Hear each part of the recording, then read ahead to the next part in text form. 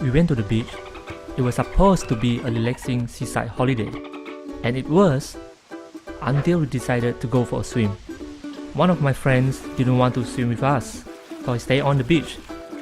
He said, "Don't worry, I will look after your clothes." Some friend he turned out to be.